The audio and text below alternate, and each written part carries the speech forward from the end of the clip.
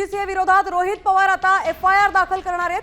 Marine line police station मध्ये ते FIR दाखल करणार असल्याची माहिती आहे। डीजीसीए विरोधात आता रोहित पवार एफआयआर दाखल करणार आहेत। रोहित पवार अजित पवार अपघातासंदर्भात चांगलेच आक्रमक होताना दिसतात। गेल्या काही दिवसांपासून त्यांनी पत्रकार परिषद देखील घेतली आहे, तर आज ते डीजीसीएच्या विरोधात एफआयआर दाखल करणार आहेत। मरीन लाईन पोलीस ठाण्यात ते डीजीसीए विरोधात एफआयआर दाखल करणार असल्याची माहिती आहे।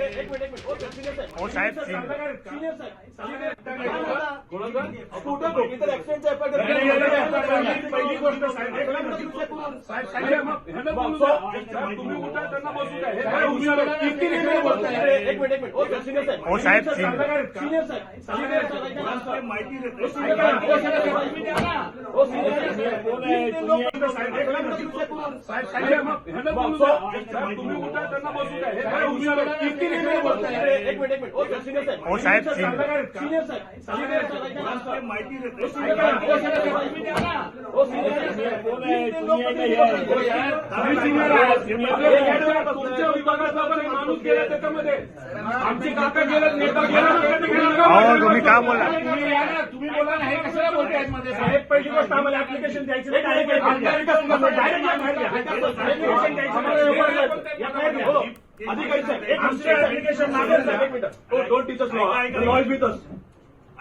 दोन टेलर्स आम्ही आणलेलं सोबत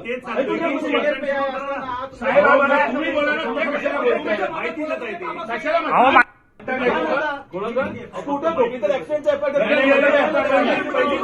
पवार आता मरीन लाईन पोलीस ठाण्यात दाखल झाले। डीजीसीए विरोधात ते आता एफआयआर दाखल करणार असल्याची माहिती मिळते। रोहित पवार आणि अमोल मिटकरी हे मरीन लाईनच्या पोलीस ठाण्यात दाखल झाले, तर दोन्हीही नेते आता आक्रमक झालेले दिसत आहेत। अजित पवार अपघातासंदर्भात डीजीसीए कडून कारवाईची अपेक्षा या दोघांकडून व्यक्त होतीये, तर डीजीसीए विरोधात ते आता एफआयआर दाखल करत असल्याची माहिती आहे।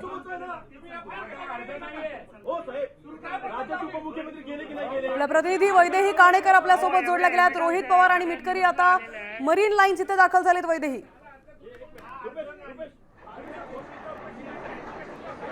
नक्कीच आपण बघतोय की अजित पवार यांच्या अपघाती निधना प्रकरणात अनेक प्रश्न रोहित पवार यांनी उपस्थित केलेले बघायला मिळतात आणि या प्रश्नांची उत्तरं अजूनही मिळत नसल्यामुळे अर्थात रोहित पवार हे आक्रमक झालेले बघायला मिळतात। काल जो डीजीसीएने रिपोर्ट दिलेला होता त्यानंतर व्हीएसआरच्या विमानांवर त्या ठिकाणी बंदी घालण्यात आली होती, मात्र गुन्हा का दाखल करण्यात आला नाही यासाठी रोहित पवार सध्या आक्रमक झालेले बघायला मिळतात। आपण बघतोय की मरीन ड्राईव्ह पोलीस स्टेशन या ठिकाणी अमोल मिटकरी, रोहित पवार, संदीप क्षीरसागर हे आमदार या ठिकाणी दाखल झालेले आहेत, मात्र पोलिसांनी जेव्हा रोहित पवार यांना या सगळ्या संदर्भात अर्ज दाखल करा ही जेव्हा पोलिसांनी मागणी त्यांची रोहित पवार यांच्या समोर ठेवली असता त्या ठिकाणी रोहित पवार आक्रमक झालेले बघायला मिळत आहेत। त्यांचं असंच म्हणणं आहे की गुन्हा हा दाखल झाला पाहिजे, कारण राज्याचे उपमुख्यमंत्री आणि राष्ट्रवादीचे प्रमुख आणि मोठे नेते जे आहेत त्यांनी आपला प्राण या ठिकाणी गमावलेला आहे। निष्काळजीपणामुळे हा प्राण गेलेला आहे। सोबतच डीजीसीएचे देखील काही कर्मचारी होते, त्या ठिकाणी पायलट होते, त्या ठिकाणी पायलटसह हे 5 जणांचे मृत्युमुखी पडले। याला नेमकं जबाबदार कोण आहे, हा निष्काळजीपणा नेमका कोणाचा आहे? जेव्हा हे विमान त्या ठिकाणी उडलं होतं त्या विमानातून जर उपमुख्यमंत्री जाणार होते हे जर माहित होतं तर त्या ठिकाणी योग्य ती तपासणी विमानाची का केली गेली नाही, असे असंख्य प्रश्न जे आहेत ते रोहित पवार यांनी उपस्थित केलेले बघायला मिळतात। सोबतच त्यांनी पोलिसांसमोर महत्वाचे रिपोर्ट देखील ठेवलेले आहेत, त्यांच्याकडे असलेले पुरावे पोलिसांसमोर ठेवलेले आहेत। त्याचप्रमाणे आपण बघतोय की डायरीमध्ये एक व्यवस्थित पद्धतीने रोहित पवार यांनी काही गोष्टी मेन्शन केल्या होत्या।